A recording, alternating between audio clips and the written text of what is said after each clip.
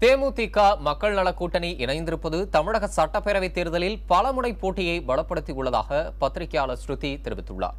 அவருடன் நமது செய்தியாளர் மகாலிங்கம் பொன்னுசாமி நடத்திய கலந்துரையாடலை பார்க்கலாம். ஸ்ருதி, இந்த கூட்டணி எப்படி பார்க்குறீங்க?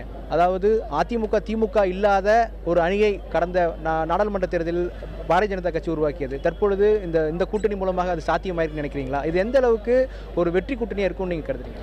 அதாவது 1989க்கு அப்புறம், அதாவது ஜி.கே. மூப்பனார் தலைமையில் காங்கிரஸும் அதிமுக பிரிந்து 2 கட்சிகளாக போட்டியிட்டதும் திமுக போட்டியிட்டதுக்கு பிறகு ஒரு பலமுனை போட்டி, ஒரு ஸ்ட்ராங்கான பலமுனை போட்டிங்கிறத இந்த 2014 தான் நம்ம பார்க்க போகிறோம்.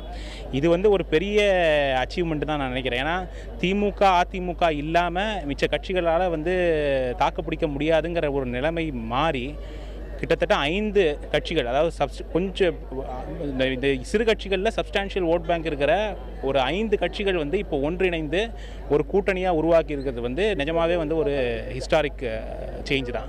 இது எப்படி தாக்கம் அப்படின்னு நீங்கள் பார்த்தீங்கன்னா, இப்போ இவங்களுக்கு இருக்கிற ஓட் ஷேரை மட்டும் நீங்கள் வச்சு பார்த்தீங்கன்னா கிட்டத்தட்ட 12-13% வரத்துக்கான வாய்ப்புகள் உண்டு. அதை தவிர இந்த ஆன்டி இன்கம்பன்சி ஓட்ஸ்னு சொல்லுவோம் இல்லையா, அதாவது அரசாங்கத்துக்கு எதிரான வாக்கு வங்கி பிரியறதுக்கான வாய்ப்பு இப்போது ஜாஸ்தியாக போச்சு. அதாவது உங்களுக்கு ஒரு ஆப்ஷன் ஜாஸ்தி ஆக ஆக பெரிய லெவலில் செதறலைனாலும் கொஞ்சமாவது செதறதுக்கான வாய்ப்பு உண்டு. அதனால் இந்த விதத்தில் இது ஒரு இன்ட்ரெஸ்டிங்கான ஒரு எலெக்ஷனாக இப்போது இன்றைக்கி மாறி இருக்கு.